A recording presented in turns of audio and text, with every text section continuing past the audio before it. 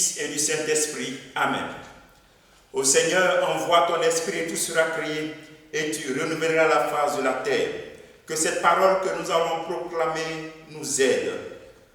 Illumine-nous de ton esprit, illumine notre intelligence et touche nos oreilles et nos yeux afin que nous puissions accomplir ce que nous allons voir et écouter. Bien-aimés dans le Christ, nous sommes aujourd'hui 28 février et la parole que nous est proposée est extraite de l'évangile de Matthieu chapitre 6, versets 7 à 15. Et nous lisons. En ce temps-là, Jésus disait à ses disciples, « Lorsque vous priez, ne rabâchez pas comme les païens. Ils s'imaginent qu'à force de paroles, ils seront exaucés. Ne les imitez donc pas. Car votre Père sait de quoi vous avez besoin, avant même que vous l'ayez demandé. Vous donc, priez ainsi.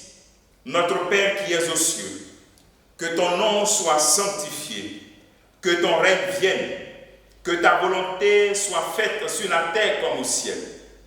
Donne-nous aujourd'hui notre pain de ce jour. Remets-nous nos dettes, comme nous-mêmes nous remettons leurs dettes à nos débiteurs. Et ne nous laisse pas entrer en tentation, mais délivre-nous du mal. Car si vous pardonnez aux hommes leurs fautes, votre Père céleste vous pardonnera aussi. Mais si vous ne pardonnez pas aux hommes, votre Père non plus ne pardonnera pas vos fautes. Acclamons la parole de Dieu. Louange à toi, Seigneur Jésus. Dans ce temps de carême que nous sommes en train de vivre, l'Évangile nous montre aussi un aspect important, un des piliers les plus importants aussi de ce temps, la prière. Le Seigneur nous dit de ne pas parler beaucoup, mais de dire notre Père. Mais nous savons tous que la prière de notre Père a aussi beaucoup de paroles. Mais qu'est-ce que le Seigneur veut nous dire par cela? Que veut-il nous dire? Il dit quand vous priez, dites notre Père. Jésus nous guide, à nous ses disciples, dans la pratique des œuvres de ce temps de carême, l'aumône, la prière, le jeûne. Et concernant la prière, il nous fait une belle catéchèse pour que nos prières soient vraiment des prières édifiantes.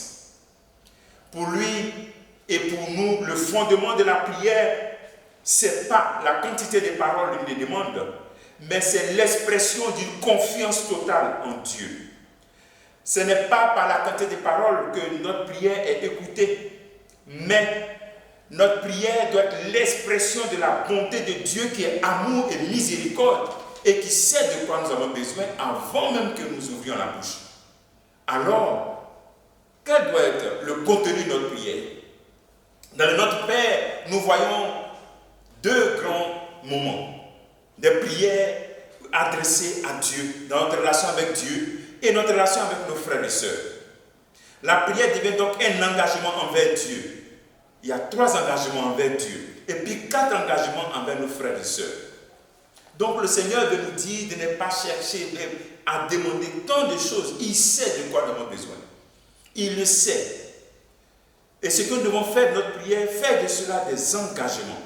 Notre Père, reconnaître Dieu comme Père, c'est déjà une grande prière.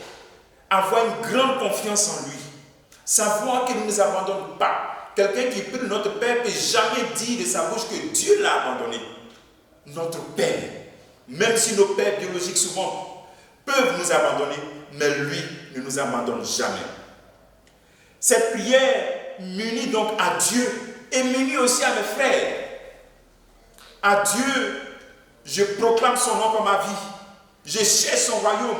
Je cherche sa volonté. C'est un engagement. À mes frères, je donne du pain.